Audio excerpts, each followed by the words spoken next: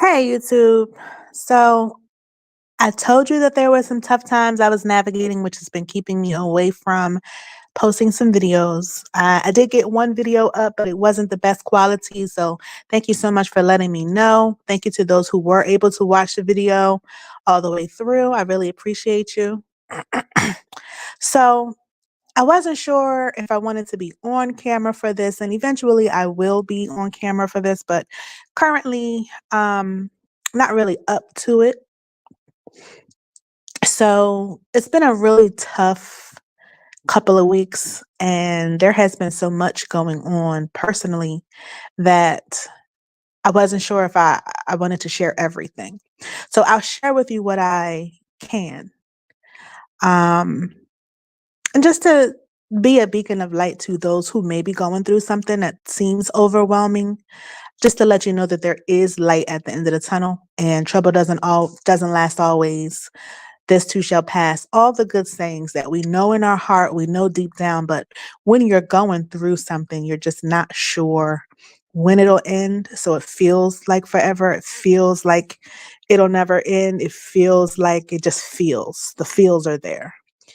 But I want to say roughly 2 weeks ago, um, maybe 3 weeks now that now, um, we learned that my 4 weeks. Has it been a month already? Oh my gosh, I'm really not great with time. If I try to, it doesn't matter. Let me just get to the point because I don't want to make this video long. So we learned that my mother-in-law's mother was passing away, and she was such a special, rare gem from a time when you were honest and you spoke your truth. You tried not to hurt feelings, but if it did, it was because it was something you needed to hear anyway. And she was just always put together, a very beautiful young lady. And that's how she carried herself as a lady. She was truly and is truly going to be missed. She was the type of person who would take the time to sit and write you a letter in her own hand, not typed, not emailed, none of that, in her own hand. And it was the most beautiful handwriting you will have ever known. You would have thought she went to Catholic school, and I don't think she did. But beautiful. She was a nurse, so she was caring in that way and very witty, very smart, very just all in all, just a beautiful soul. And it was just really surprising that, oh my goodness, my TV has just become unpaused and I don't know where that remote control is. Every time I try to see, this is what happens. The devil is so busy. Every time I try to do something. Okay, here we go. So we learned that she wasn't feeling well. She had had a stroke, and she had slowed down significantly. She's up in age, and she's a lady, so I won't tell you what her age is, but she was up in age. She was living with her son. Her daughters would come visit, granddaughter, and the like. She had family support around her, so she was very well cared for. And so we learned that she was on hospice, came home on hospice. Maybe about a week or so later, she actually passed away. And we were able to get to see her. I think it was a week and a half, maybe, but we were able to get to see her before she passed. My husband got to see her twice before she passed. And so, that's a good feeling to know that you were able to say goodbye or see her. I didn't want to see her that way. I think as I've gotten older, I've been to so many funerals, I've lost so many loved ones that is just not something I want to see them in their last stages. I just want to remember them the way that I have them in my head already. But I went to see her, and man, she was so beautiful. She was lucid. Later in the later part of that day, my husband got to tell jokes with her, my sister-in-law, like it was a beautiful thing. So I'm so glad that we did go. Well, my sons went back to college and we went home. That next day, um, We were just chilling in the house, my husband and I, and we have a Yorkie poo. And we learned that Sunday that we just something wasn't right with him. I had given him a shower on Saturday, the Saturday of after we got back. Nope, because it was a week after we went to visit his grandma. So it might have been a month. It's so crazy. But Saturday, we I was, you know, home just doing things. And my dog smelled so bad. And I just thought it was his breath. Like, he was time for a bath. His hair was a little longer, so he was due to be groomed by the groomer. But I decided to give him a shower.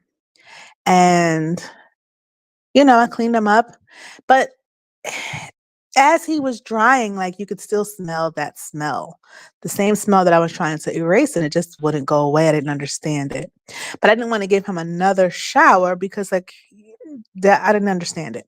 So my husband came home the next day. We were just chilling, and he was like, "I'm just gonna give him another shower." I had already told him I gave him one, but he's like, "I'm gonna just give him another shower." So he gives him a shower, and I don't know. He looked at him and just was like, something's not right with his cheek. I think it's his right side. And I was just like, I gave him a shower on Saturday. Maybe because his hair is longer, it's not dry. It dry. Like it was kind of pulling at him, like it was matting or something, is what my thought was. My second initial thought that we shared was he didn't like being in his crate sometimes. And so he'll try to bite it and I just thought, we thought, okay, well, maybe he bit into his crate and kind of hurt his tooth a little bit. So my husband went to try to investigate a little bit, and he touched his cheek in a way that made my dog yelp. Not a terrible, loud, not just enough to let us know something isn't right. So we thought about it for a little bit, and it was like, yeah, we should just take him. Now, mind you, and I'm not saying anything about my color folks, because I'm pretty sure that there's plenty of people. I know someone who has pet insurance and takes their dog for regular checkups like they are humans. That just wasn't us. We had not had that experience to where we needed to take our dog other than to get their shots to be groomed and to be around other animals. We had never had the experience of taking him to a vet because there was nothing that we needed to do for him that way. Um, but in this case, we took him to the animal hospital. Okay, we became that family who takes their dogs to go figure out what's going on. Like he's been with us. He was 15 years old and he's been with us for like forever. So now, mind you, we still haven't been able to get a clear look at what we've determined that something in his mouth was causing the smell and something about his mouth was causing him to hurt. But we weren't able to get a good look because he really didn't like you doing anything around his face. So when we got to the animal hospital, we had to wait for 4 hours. And so we waited in a car, and my husband held him. I'm sitting in the passenger seat, and we're just talking. And eventually it was time for us to go in. So we go in and he gets on the table. And my dog starts to get a little anxious. He's been in a vet's office before to get shots. And that wasn't his most favorite thing. He's also not a fan of the car. But so he was a little anxious. So, he's panting. Um, and so as he's panting, he's like yawning, like we're able to see and get a better like visual of his mouth. And it didn't look good. It didn't look good to me. I have a slight medical background, not much. Please don't give me too much. But I saw it and I knew, that it wasn't good. And I said, what if they say it's a tumor? And I'm thinking that's what it looks like to me, but I am not sure. And I just threw that out. I just threw that question out there. So the vet comes in and she's like, hey, what's going on? She's asking us a few questions. We, explained to her why we were there. And she was trying to get a good look at the cheek, but really couldn't. But while she was out of the room before she came in, we had been trying to take pictures so we can see what was going on in his mouth. So we were able to show her a picture because he wouldn't let us see his face.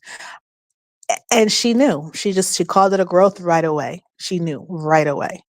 And we were devastated because she told us he would only have roughly 2 weeks tops. She said in the cases that she has seen this particular growth, tumor, cancer, very vascular, inside of his mouth, already taken over the lower half of his jaw area, pushing teeth into the center of his mouth, moving his tongue out of the way. Like, it was bad. Now, when we went to take him, it wasn't as bad. It was, I would say, maybe 2 areas that were the size of maybe a quarter, maybe, you know?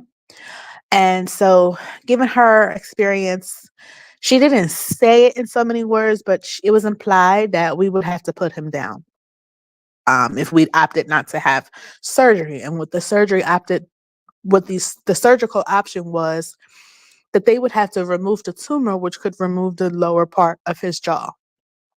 And we just didn't understand or could not fathom that. So, no.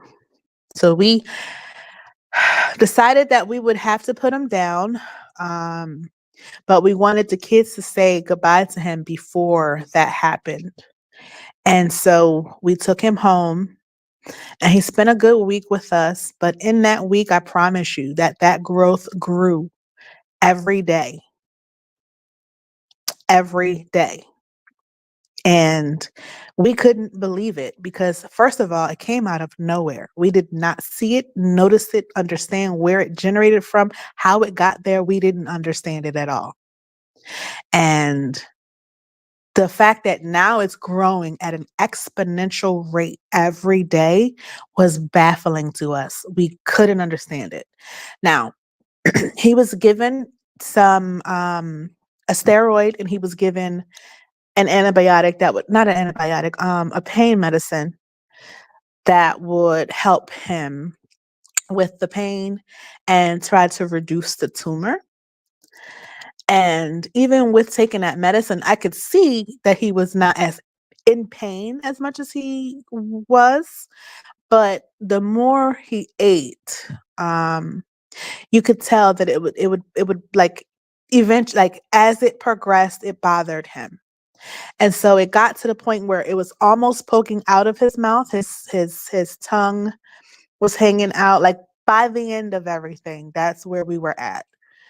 Um, the kids had come and they had said we had picked them up, and that following weekend, and they said their goodbyes. And my older son took it very hard. He just couldn't understand why the surgery wasn't an option, why we weren't doing everything that we could to save him.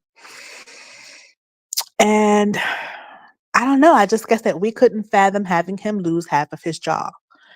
And he was already 15. If he would even qualify to have the surgery, then we weren't even given a guarantee on how long he would last afterwards, if he would make it through it. It was just such an uncertain decision to make because there were just nothing that there were no guarantees. So that Sunday, we were preparing for my mother-in-law's, my grandmother's funeral, and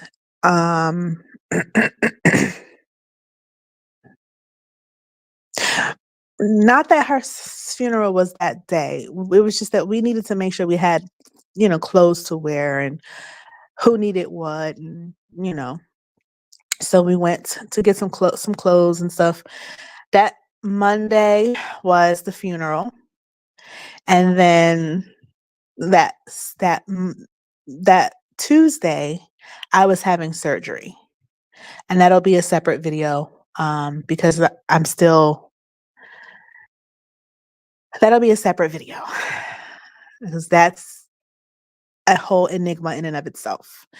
But when I tell you that this has been such a trying time, in such a short amount of time.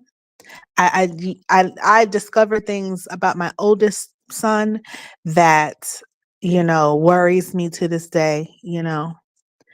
He took things very hard, and it is, he's a very emotional guy, which he didn't used to be, or maybe had a better handle on it. But he's taken things that are happening in our world, overseas, and the war in Gaza and Palestine, and he's taken that very hard. Like, whereas in my lifetime, I have seen many wars, and although they were terrible, it didn't affect me the way that it has affected my son. And so that's been on his mind, so much so that he's not doing as well as he could be in school. This is his last year of college, and he already has a job lined up. He just has to make it through this year, and he doesn't have to worry about college anymore if he doesn't want to go back. So having everything just piled onto him with, me having surgery, his grandmother passing, and his dog, like, he really took our dog JJ passing terrible. Like, if you could tell someone something that is going to devastate them, that would have been it for him. Okay. And so in this case, that it took him out. Like, my younger son took it as hard, but also came to the quickest conclusion that we did as well, that we didn't want JJ to suffer. And so surgery really wasn't an option in his mind. Um, may have thought about it like we thought about it, but at the end of the day, like, he's an older dog, and we just felt like him not suffering anymore was more important than trying to keep him here and not knowing what quality of life he would have had. My older son just didn't really care. He was like, whatever you need to do, we should be doing. And we get it. I get both sides.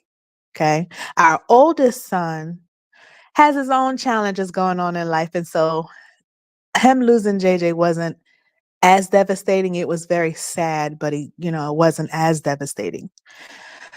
Um, so I had the surgery, and then the very next day, I had to go with my husband because JJ had not been as active the day of of my surgery. He wasn't as active, and when I got back from my surgery, he wasn't. He was. He had labor breathing. He wasn't really himself. I had tried to blend his food. He didn't really like the texture of it, and so he didn't want it. And so I would then. I had made some chicken, and my husband would give him that instead because it had more texture to it. He didn't want any blended food at all. And we had gone to get him the soft food the day that we learned of his 2-week prognosis. Um, and he was eating the soft food for a while until the growth just got too big. And we just thought it would be best to blend his food. And I only got to blend it once before he was like, nah, I don't want none of this. He took a little bit of it and I was like, nope, this is not what I want. Even if it's the same food, it was the same soft food, but it was blended. And he didn't want that. He wanted the texture to it. Even if it was soft, I just felt like it was going to be too hard for him to chew because the mass was so large that he would be, as your jaw comes together to chew, he's chewing the mass and not the smaller pieces of food. So I thought if he could lick it, like lap it up, it would be better. He didn't like it. So we went back to giving him actual real pieces of chicken, soft, to give him his medicine as well. But in the end, the day after my surgery, we decided to go ahead and take him to the vet because he just wasn't doing well. We didn't want him to suffer any longer. And I got my tail in that car. It was difficult, but I managed. And unfortunately, we had to put our 15-year-old furry family member down. And that was very, very hard. My husband took it very hard. I had to be the strength in that moment because I mean, when I tell you that this dog was to my family a brother, a son, and I didn't quite feel those sentiments all the time. I loved JJ and I wanted better for him.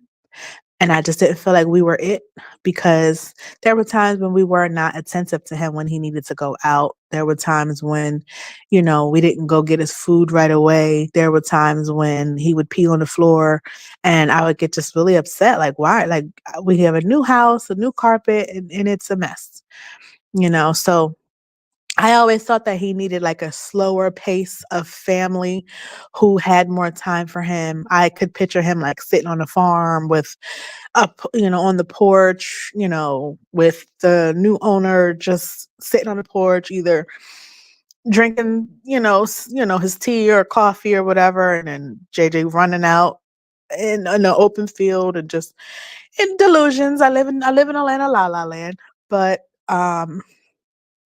I just wanted that for him. I pictured that for him. And I also was just very scared of the end stages because he was an older dog. I did not want to find him dead somewhere. I did not want him to. My sister in law's dog, Tiffany Wood, she was very old. She was about 17, I believe, and she had issues in her last stages where she seized or locked up. And sometimes she'd be at the top of the stairs and she would just fall. Like, I didn't want that. I didn't want to see that. I didn't want to go through that. I didn't want our kids to see it or go through it. I didn't want I didn't want to see that. So, I just kind of kept trying to convince my family to allow me to find a better home for him for those reasons. One, because I just felt like he needed someone that could spend more time with him, pay more attention to him. And also, I didn't want to see the end stages. So, I loved him, but I loved him differently from all the other people here. In my opinion, their love was selfish, but I get it. I get it because they could say the same thing. Like, I don't love him because I want him to go away, but it's quite the opposite. Anyway, so that's what's been going on. It's been really tough, and I'm still recovering from my surgery, which again I'll talk about in another video. But tell me what your toughest.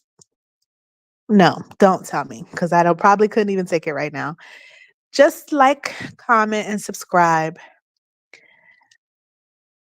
Right now, I'm making a lemon meringue pie because if you got lemons, you can make whatever you want with it. You can have lemonade, but I'm different. I like lemon meringue pie, and I'm making do. I'm going to be home for a few weeks, and I have already cleaned certain areas of my house the best I can, given limitations. But I'll be back on here with a few more videos just to kind of fill you in. And I still owe you the surgery video just to kind of go into that a little bit, give you some there is light at the end of the tunnel advice. But anyway, just like, comment, and subscribe. Let me know below lightly, because I can't take a lot, just lightly, some trying times that you have gone through that didn't last long, like God says. And that passed. And now you're on the other side of that obstacle and you're doing much better. All right. You guys have a good one. I got 2 kids in college. Help me on that journey to 1,400 watch hours. Let's go.